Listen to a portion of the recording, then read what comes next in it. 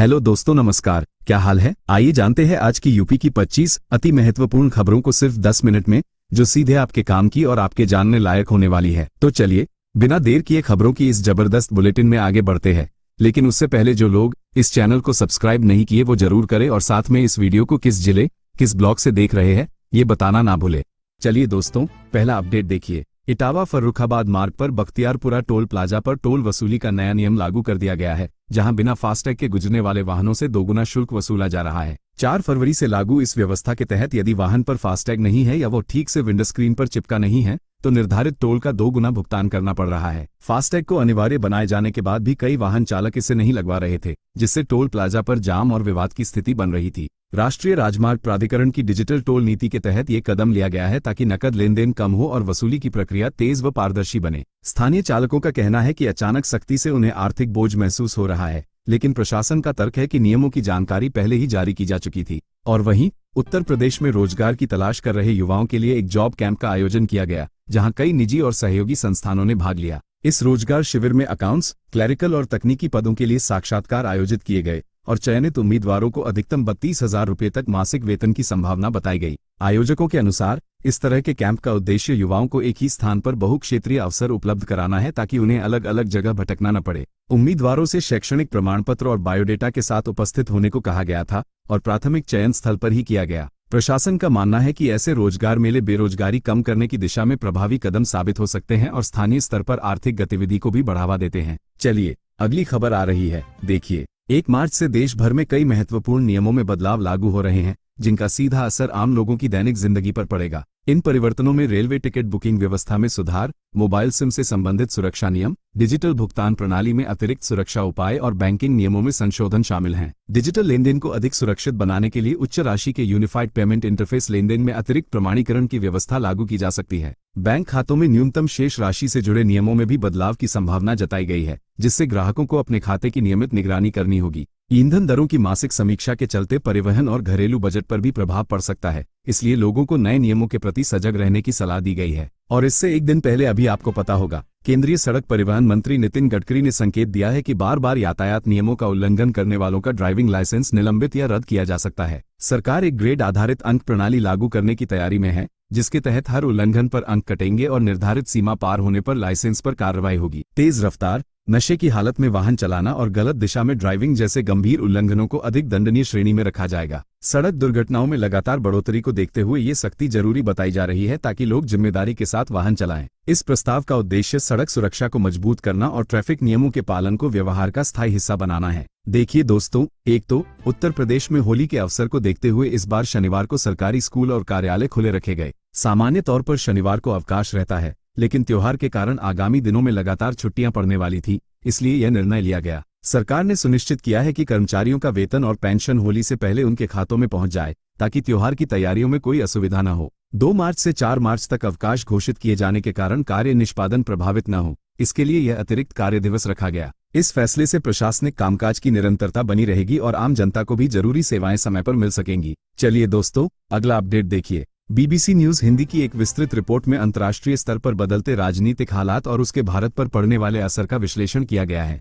Report में बताया गया है कि वैश्विक आर्थिक अनिश्चितता, युद्ध जैसी परिस्थितियां और महंगाई का दबाव आम लोगों की रोजमर्रा की जिंदगी को प्रभावित कर रहा है। विशेषज्ञों का कहना है कि कच्चे तेल की कीमतों और डॉलर की मजबूती से भारतीय बाजार पर दबाव बढ़ सकता है, जिसका असर आयात और घरेलू खर्च पर दिखाई देता है। पिछले कुछ महीनों में वैश्विक स्तर पर अस्थिरता के कारण शेयर बाजार और मुद्रा बाजार में उतार चढ़ाव तेज हुआ है, जिससे निवेशकों में सतर्कता बढ़ी है। रिपोर्ट ये भी संकेत देती है कि आने वाले समय में नीतिगत फैसलों और अंतर्राष्ट्रीय समझौतों की दिशा भारत की आर्थिक रणनीति को तय करने में महत्वपूर्ण भूमिका निभाएगी। और वहीं लखनऊ में बिजली कर्मचारियों का स्मार्ट मीटर लगाने के विरोध में आंदोलन और तेज होता दिखाई दे रहा है। बिजली कर्मचारी संयुक्त संघर्ष समिति का आरोप है कि कर्मचारियों के आवासों पर जबरन प्रीपेड स्मार्ट मीटर लगाए जा रहे हैं, जिससे उनकी पुरानी रियायती सुविधा समाप्त हो रही है। समिति का कहना है कि सरकार और कर्मचारियों के बीच पहले हुए समझौते का पालन नहीं किया जा रहा, इसलिए विरोध करना मजबूरी बन गया है। ऊर्जा विभाग का तर्क है कि स्मार्ट मीटरिंग व्यवस्था से बिलिंग में पारदर्शिता आएगी और लाइन लॉस में कमी होगी, जिससे उपभोक्ताओं को लाभ मिलेगा।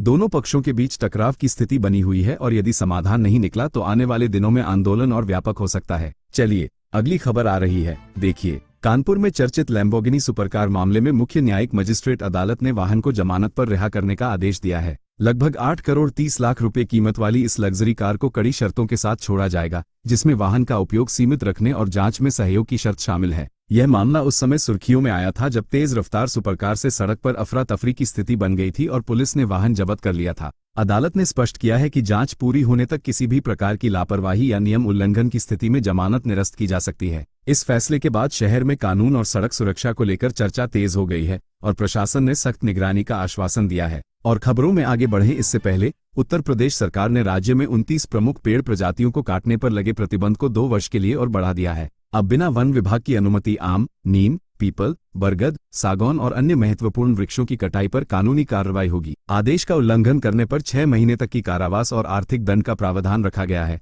ताकि पर्यावरण संरक्षण को सख्ती से लागू किया जा सके। पिछले वर्षों में तेजी से घटते हरित क्षेत्र और बढ़ते प्रदूषण को देखते हुए सरकार ने यह निर्णय लिया है। पर्यावरण विशेषज्ञों का मानना है कि यदि इन नियमों का सही पालन हुआ तो राज्य में जैव विविधता और हरित आवरण को स्थिर बनाए रखने में मदद मिलेगी। राइट, तो चलिए आगे बढ़े एक और अपडेट देखिए दोस्तों। झारखंड के गढ़वा जिले में सरकारी स्कूलों की ऑनलाइन मॉनिटरिंग की व्यवस्था लागू की जा रही है, जिसके तहत शिक्षकों की उपस्थिति और पढ़ाई की गुणवत्ता पर डिजिटल निगरानी होगी। यदि किसी शिक्षक की लापरवाही या अनुपस्थिति पाई जाती है तो विभागीय कार्रवाई और दंड का प्रावधान रखा गया है। शिक्षा विभाग का कहना है कि इस कदम से विद्यालयों में अनुशासन और जवाबदेही बढ़ेगी तथा विद्यार्थियों को नियमित शिक्षण मिलेगा। ग्रामीण क्षेत्रों में इंटरनेट और तकनीकी संसाधनों की कमी को लेकर कुछ चिंताएं भी सामने आई हैं, जिन्हें चरणबद्ध तरीके से दूर करने की योजना बनाई गई है। प्रशासन को उम्मीद है कि डिजिटल मॉनिटरिंग से शिक्षा व्यवस्था अधिक पारदर्शी और परिणाम आधारित बन सकेगी। चलिए दोस्तों, अगला अपडेट देखिए। अखिलेश यादव ने लखनऊ में प्रेस बयान देते हुए उप मुख्यमंत्री ब्रिजेश पाठक को बाटुक प्रकरण पर खुली चुनौती दी है और कहा है कि या तो समाज की गरिमा बचाइए या पद छोड़ दीजिए।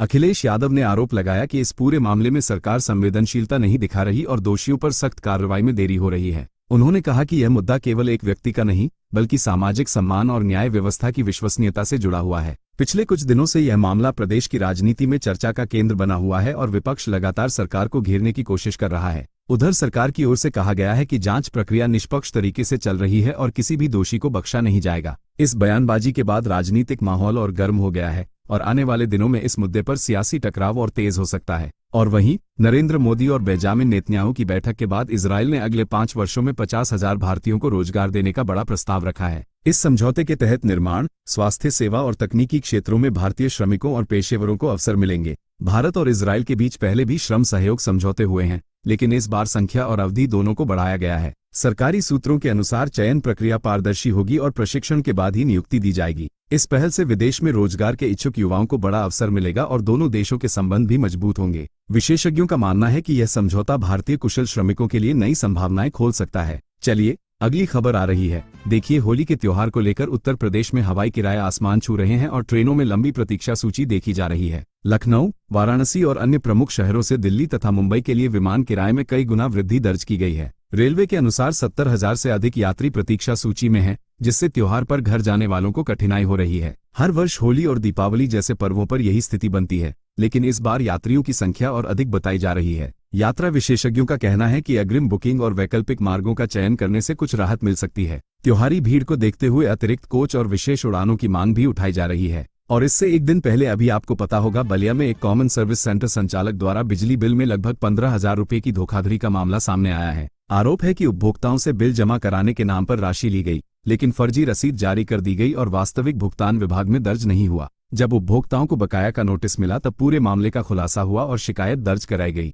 पुलिस ने प्राथमिक जांच के बाद संबंधित संचालक के खिलाफ मामला दर्ज कर कार्रवाई शुरू कर दी है। डिजिटल सेवा केंद्रों के माध्यम से भुगतान व्यवस्था को आसान बनाने का उद्देश्य था, लेकिन इस घटना ने भरोसे पर सवाल खड़े कर दिए हैं। प्रशासन ने नागरिकों से अपील की है कि भुगतान के बाद आधिकारिक पोर्टल पर एंट्री की पुष्टि अवश्य करें। राइट, तो चलिए आगे बढ़े एक और अपडेट देखें दोस्तों। नीलांचल एक्सप्रेस को परिचालन कारणों से नए मार्ग से चलाने का निर्णय लिया गया है, जिसके तहत यह प्रयागराज और डीडीयू के रास्ते होकर गुजरेगी। रेलवे प्रशासन ने बताया कि तकनीकी और रखरखाव कार्यों के चलते यह अस्थायी परिवर्तन किया गया है। धनबाद से पुरी के बीच चलने वाली यह ट्रेन लंबी दूरी की प्रमुख सेवाओं में गिनी जाती है, इसलिए यात्रियों को पहले से सूचना दी जा रही है। मार्ग परिवर्तन के कारण कुछ स्टेशनों पर ठहराव प्रभावित होगा और समय सारिणी में भी आंशिक बदलाव किया गया है। रेलवे ने यात्रियों को सलाह दी है कि यात्रा से पहले अद्यतन समय और प्लेटफॉर्म की जानकारी अवश्य जांच लें। इस बदलाव का उद्देश्य संचालन को सुचारू बनाए रखना है, ताकि यात्रियों को न्यूनतम असुविधा के साथ सेवा मिल सके। चलिए दोस्तों, अगला अपडेट देखिए। मार्च से मई के बीच देश में भीषण गर्मी पड़ने की चेतावनी जारी की गई है और मौसम विभाग ने सामान्य से अधिक तापमान रहने का अनुमान जताया है।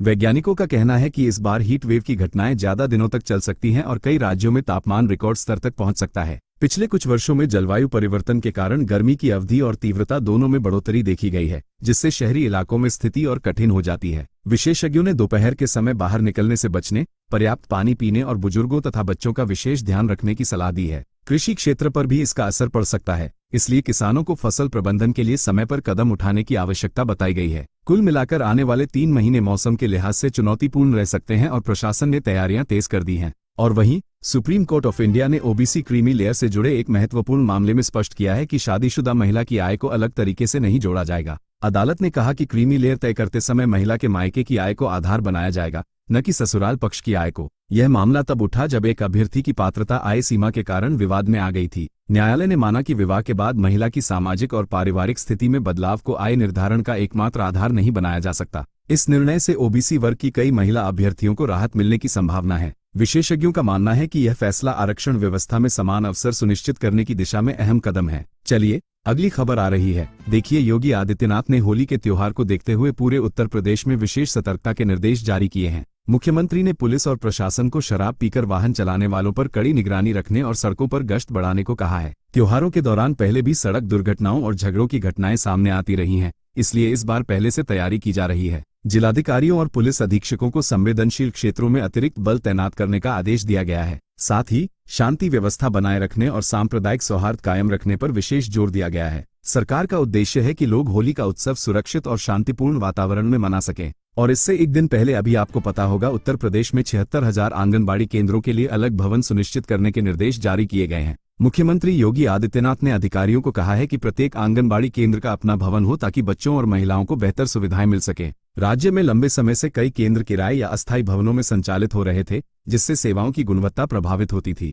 नए भवन बनने से पोषण कार्यक्रम, टीकाकरण और प्रारंभिक शिक्षा गतिविधियों को सुव्यवस्थित ढंग से संचालित किया जा सकेगा। सरकार ने निर्माण कार्य की समयबद्ध निगरानी के लिए जिला स्तर पर जिम्मेदारी तय की है। इस पहल से ग्रामीण और शहरी दोनों क्षेत्रों में मातृ एवं शिशु कल्याण सेवाओं को मजबूत आधार मिलने की उम्मीद है। राइट, तो चलिए आगे बढ़े एक और अपडेट देखें। दोस्तों, इजराइल और ईरान के बीच बढ़ते तनाव के बाद अंतर्राष्ट्रीय बाजार में सोना और चांदी की कीमतों में तेज उछाल दर्ज किया गया है। वैश्विक अस्थिरता के माहौल में निवेशक सुरक्षित निवेश विकल्प के रूप में सोने की ओर रुख कर रहे हैं, जिससे कीमतें ऊपर चली गई हैं। विशेषज्ञों का कहना है कि भू राजनीतिक तनाव बढ़ने पर शेयर बाजार में उतार चढ़ाव आता है और कीमती धातुओं की मांग बढ़ जाती है। देश के सर्राफा बाजारों में भी सोने और चांदी के भाव में उल्लेखनीय वृद्धि देखी गई है। निवेश सलाहकारों ने कहा है कि ऐसे समय में निवेशकों को संतुलित रणनीति अपनानी चाहिए और जल्दबाजी में निर्णय नहीं लेना चाहिए। आने वाले दिनों में अंतर्राष्ट्रीय घटनाक्रम के आधार पर बाजार की दिशा तय होगी, इसलिए निवेशकों की नजर वैश्विक हालात पर बनी हुई है। क्या आप चाहते हैं कि मैं इस जानकारी का सारांश बनाऊं या इनमें से किसी विशेष खबर पर और जानकारी दूं?